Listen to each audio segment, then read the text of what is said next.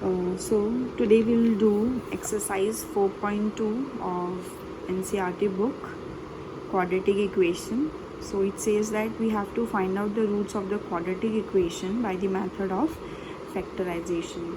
Method of factorization means we have to factorize the middle term in such a way that the sum of the roots is equal to the middle term and its product should be equal to the product of A and C. So we'll do all the questions, so you will come to know how to use this method of factorization, and I have also explained the methods in my basic tutorial of quadratic equation, so you can refer that also. The first part says x square minus 3x minus 10. So here A is 1, A into C is 10 and middle term is 3. So the factors of 10 we have to factorize in such a way that the sum of two factors should be 3 and the product should be 10. But here we need to have a minus sign in both. So these factors, one of them should be minus, another one should be positive, and this minus signs means that the larger one has to be minus and smaller one can be positive. So when we take factors as 5 and 2, then 5 has to be minus and 2 has to be positive. So when both are summed, it will give us minus 3x. If it is plus, if this should have been plus, then 5 should have been positive and 2 should have been negative. Okay, we have to take care of the signs also while doing so. Now from this we can take x as common, so we are left out with x minus 5, and from these two terms we can take plus 2 common. Within the bracket we will have x minus 5, then we can take out x minus 5 also common, so we will have two roots here, x equals to minus 2 and x is equal to 5. Next question is 2x square plus x minus 6 is equal to 0. Here the product of A and C, 2 into 6 is 12. So now we need to have two factors such that their sum should be x, only x, and the product should be 12. Here it is positive, here it is negative. It means that there are two factors, but the greater one should be positive and smaller one should have a negative sign. So when these are multiplied, then we will get minus 12. So we will have two factors, 4 and 3. 4 will be positive, 3 will be minus. So when it is sum, we will get x, and when these are multiplied, we get minus 12. So we'll take 2x common from these two terms. Inside we will have x plus 2. इन दोनों में से हम minus 3 बाहर लेंगे, bracket में हमें मिलेगा x plus 2. So 2x minus 3 and x plus 2. So x is equal to minus 2 and x is equal to 3 by 2. These are the roots. Next question is third part. Root 2x squared plus 7x plus 5 root 2 is equal to 0. So C is 5 root 2, A is root 2, and multiplied we get 10.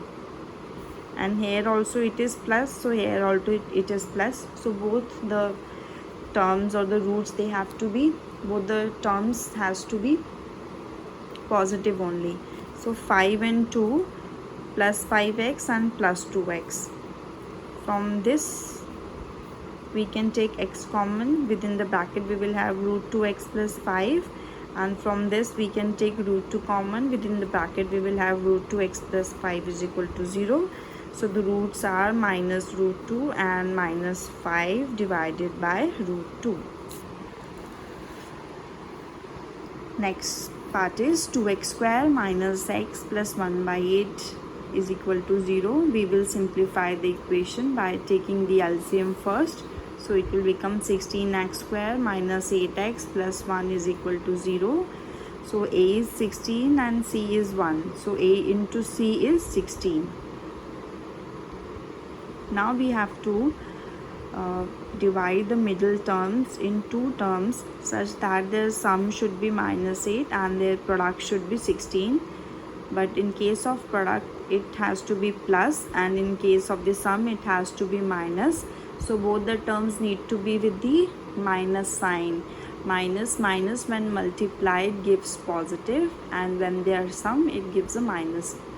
जब हम minus minus की दो terms हैं उनका product करते हैं तो हमें जो रिज़ल्ट मिलता है उसका साइन प्लस होता है, और जब माइनस माइनस को ऐड करते हैं तो जो हमें टर्म मिलती है उसका साइन माइनस होता है।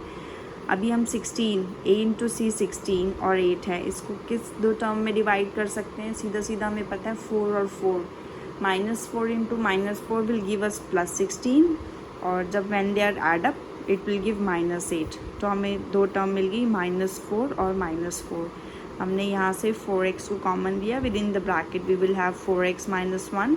यहाँ से हमें -1 कॉमन लिया, within bracket we will have 4x - 1। So x is 1/4 and x is 1/4. Repeated roots. Next question is 100x square minus 20x plus 1 is equal to 0. So here a is 100 and c is 1. So product of a into c is 100. We can and middle term is -20.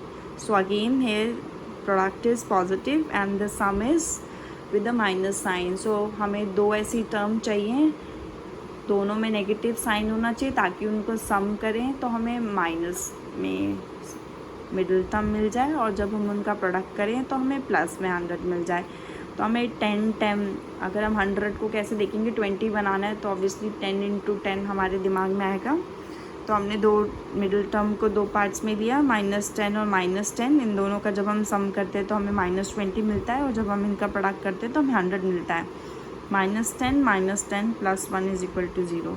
यहाँ से हमने 10x को common ले लिया, bracket में हमें मिला 10x - 1। यहाँ से हमने -1 को कॉमन लिया, हमें ब्रैकेट में मिला 10x - 1। So x is 1/10 and x is 1/10। Again it's a repeated roots. Question 3 says find two numbers whose sum is 27 and product is 182. तो हमें दो ऐसे नंबर्स चाहिए जिनका सम 27 है और प्रोडक्ट 182 है। हमने एज्यूम करा दो नंबर्स को x और y। So x + y is equal to 27। यहाँ से हमें y की वैल्यू मिलेगी 27 - x। उन दोनों का प्रोडक्ट है 182। हम a की वैल्यू को इस वाली इक्वेशन में सब्स्टिट्यूट करेंगे and then we will solve the equation. तो हमें मिलेगा -x² + 27x is equal to 182। हम 182 को लेफ्ट हैंड साइड पे ले जाएंगे और इक्वेशन को सिंप्लीफाइड फॉर्म में लेके आएंगे। अब हमें दो फैक्टर्स निकालने हैं इसके। अगेन इस क्वेश्चन में वही है, हमारी middle term with minus sign है और हमारा जो a और c का प्रोडक्ट है वो पॉजिटिव के साथ है। तो दो ऐसी टर्म होनी चाहिए जिनका हम सम करें तो हमें माइनस साइन मिले, मल्टीप्लाई करें तो हमें प्लस मिले। तो मतलब दोनों टर्म में नेगेटिव साइन होना चाहिए। हम उसको अगर हम 182 को नॉर्मल वे में करेंगे इस मेथड से तो 2 से करेंगे 91, 13 इंटू 7 तो हमें मिलेगा 13 और 14 एक ऐसी टर्म है जिन दोनों को ऐडअप करेंगे तो हमें 27 मिलेगा और मल्टीप्लाई करेंगे तो 182 मिलेगा। अब यहाँ से हम x को बाहर ले लेंगे, within the bracket we will have x - 13। यहाँ से 14 को बाहर ले लेंगे तो हमारी रूट्स आ गई 13 and 14। Find two consecutive positive integers sum of whose squares is 365। दो पॉजिटिव कंसेक्यूटिव इंटीजर्स कौन से होते हैं? हम उनको अज्यूम करते हैं x और x + 1। क्वेश्चन कह रहा है सम ऑफ whose स्क्वायर इज़ 365, मतलब x² का सम और x² और x + 1 का होल स्क्वायर, इन दोनों का सम जो है वो 365 के इक्वल है। हमने ये इक्वेशन लिखी, इसको सिंप्लीफाई किया, हमें मिला 2x² + 2x - 364 is equal to 0। हमने पूरी इक्वेशन को 2 से डिवाइड किया, so we got x² + x - 182 is equal to 0। अभी हमें फिर से 182 को दो टर्म्स में डिवाइड करना है, लेकिन अब हम यहाँ देखेंगे, यहाँ पे हमारा जो साइन है वो माइनस है। हमने अभी ऊपर 182 को ही किया था लेकिन साइन प्लस था तो हमने -13 और -14 लिया था। अब हमारी इक्वेशन चेंज हो गई है, बीच में प्लस है और यहाँ पे माइनस है। इसका मतलब जो दोनों टर्म होंगी उसमें से जो लार्जर टर्म होगी वो विद पॉजिटिव साइन होगी और जो स्मॉलर टर्म होगी वो विद नेगेटिव साइन होगी। तभी जब हम उन दोनों को ऐड करेंगे तो हमें +x मिलेगा। तो हमारा 13 और 14 रूट्स हैं प्लस, लेकिन 14 प्लस के साथ होना चाहिए और 13 माइनस के साथ होना चाहिए। तो हमने इनको ऐसे डिवाइड किया, x इंटू एक्स प्लस 14 और माइनस 13 यहाँ से कॉमन लिया तो x प्लस 14। सो हमारे रूट्स हैं 13 और माइनस 14। हम बात करें पॉजिटिव इंटीजर्स की तो minus 14 can not be in the solution, so x is 13, तो उसका कॉन्जिक्यूटिव क्या हो गया 13 प्लस 1 14। तो रूट्स क्या आई 13 एंड 14। मेथड्स ऑफ फैक्टराइजेशन में आपको जो साइंस है उसका बहुत ध्यान देखना है। देखिए वही टर्म है x² प्लस एक्स माइनस 182 और x² माइनस 27x प्लस 182, दोनों की रूट सेम है 13 14 ही, बट इस क्वेश्चन में माइनस 27 लाना था तो दोनों को ऐड किया माइनस साइन के साथ। इस क्वेश्चन में हमें प्लस x लाना था तो 14 जो बिगर टर्म है उसको हमने प्लस के साइन के साथ रखा और इसको हमने माइनस साइन के साथ रखा। और पॉजिटिव और नेगेटिव जब मल्टीप्लाई होते तो हमें माइनस में ही मिलता आंसर, प्रोडक्ट जब बनता है उनका। तो ये इस इक्वेशन को सेटिस्फाई करती है। क्वेश्चन 5 कहता है altitude of a right triangle is 7 centimetre less than it's base. फिर से क्वेश्चन पढ़ेंगे। Altitude of a right triangle is 7 centimetre less than it's base. तो उसने यहाँ पे बोला कि एज्यूम करेंगे बेस को एज अ x। तो हमारा एल्टीट्यूड क्या हो गया उसका, इसका 7 centimetre less, so x minus 7। If the hypotenuse is 13 find the other two sides. Hypotenuse की वैल्यू दी है 13, हमें पाइथागोरस थ्योरम लगाएंगे। This square plus this square is equal to this, perpendicular square plus base square is equal to hypotenuse square. So x square plus x minus 7 whole square is equal to 13 square. Equation को solve करेंगे, हमें मिला 2x square minus 14x minus 120 is equal to 0। अब हमें क्या करना है, ये हमारा a हो गया और ये हमारा c हो गया। तो हमने a इंटू सी किया तो हमें मिला 240, लेकिन ये किसके साथ है, माइनस साइन के साथ है। अब हमें 240 को दो टर्म में डिवाइड करना है ताकि जो उनका सम है वो हमें माइनस 14 मिले। अब हम 10 और 4 तो ले नहीं सकते, 240 का टर्म्स सीधा सीधा देखें तो क्या मिलते हैं 24 और 10।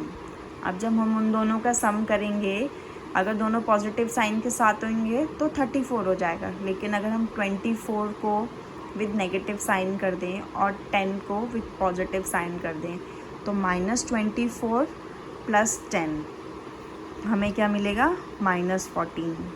और जब हम माइनस 24 इंटू 10 करेंगे तो हमें मिलेगा माइनस 240। तो हमारी यही मिडिल टर्म को हम जब डिवाइड करेंगे तो इसी फॉर्म में ही कर सकते हैं, माइनस 24 प्लस 10 माइनस 120। 2x बाहर लिया, x माइनस 12 बचा, प्लस 10 बाहर लिया, अंदर x माइनस 12 बचा। तो मेरी रूट्स आई x इज़ -5, x इज़ 12। कोई भी वैल्यू जो हमारी लेंथ की है वो नेगेटिव नहीं हो सकती, तो -5 आंसर नहीं हो सकता। बेस जो है मेरा वो 12 हो गया और एल्टीट्यूड जो है वो 12 minus 7 is equal to 5 centimetre हो गया। मेरा नेक्स्ट क्वेश्चन है, a cottage industry produces a certain number of pottery articles in a day. It was observed on a particular day that the cost of production of each article was more than twice the number of articles produced on that day. If the total cost of production was 90, find the number of articles produced and the cost of each article. तो हमें इस question में निकालना है कि कितने articles cottage industry produce करती है और उसकी क्या कॉस्ट है। अभी हम इसमें एज्यूम करेंगे कि नंबर ऑफ़ आर्टिकल्स प्रोड्यूस जो हैं वो x है। तो cost of production of each article यहाँ पे दिया हुआ है हमें इस वाली लाइन में। It was observe that the cost of production of each article was 3 more than twice the number of articles produced. So number of articles produced is x, so it is 3 more than twice the number of articles produced. So we can write it as 2x plus 3.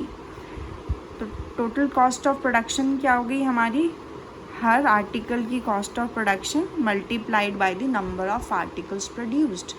So 2x plus 3 into x is the cost of production of total articles. और question में हमें वो क्या दी हुई है 90। सो हम इसको 90 से इक्वेट करेंगे, हमें मिलेगा 2x square plus 3x minus 90 0। अब हमारे को 90 इंटू 2 180। अब हमें 180 को a इंटू सी करेंगे तो हमें -180 मिलेगा। हमें 180 को 2 टर्म्स में डिवाइड करना है जिनका जो सम है वो 3 हो और प्रोडक्ट हो -180। हम इसको ऐसे लेंगे, 180 को 2 से किया 90, 3 से किया 30, 3 से किया 10, फिर 2 से किया 5 और 3। अब इसमें से हम 2 फैक्टर्स निकाल लेंगे। लाइक अगर हम 5 इंटू 3 करते तो 15 मिलता है हमें, 3 2 6, 6 इंटू 2 12, तो 15 और 12 है। अब हमारी एक यहाँ पे प्लस साइन है और यहाँ पे माइनस है, मतलब एक टर्म जो है वो पॉजिटिव होनी चाहिए और दूसरी टर्म मेरी नेगेटिव होनी चाहिए। और पॉजिटिव कौन सी होनी चाहिए? जो लार्जर टर्म है। तो 15 is positive and 12 is negative. अब यहाँ से हम x बाहर लेंगे तो अंदर बचेगा 2x प्लस 15, यहाँ से हम 6 बाहर लेंगे तो अंदर बचेगा 2x plus 15। So x is 6, x is -15/2। Number of articles produced minus में हो नहीं सकते, तो x 6 ही होगा, तो नंबर आर्टिकल प्रोड्यूस 6 हो गया। तो cost of production of each article क्या हो गया? 2x plus 3 which is equal to 15 rupees. तो हमने एक्सरसाइज 4.2 के सारे क्वेश्चन सॉल्व कर दिए हैं। अगर आपको किसी भी क्वेश्चन में प्रॉब्लम हो तो please ask me in the comment box and I will be happy to answer you. Thank you so much.